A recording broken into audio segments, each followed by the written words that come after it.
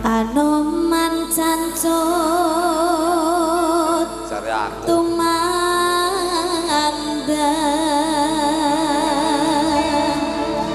cepetan iya ya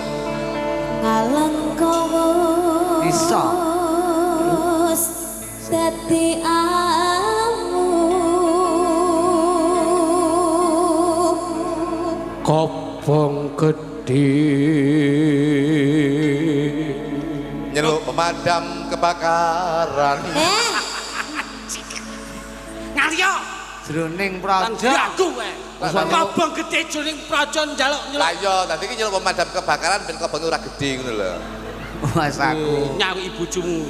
jroning praja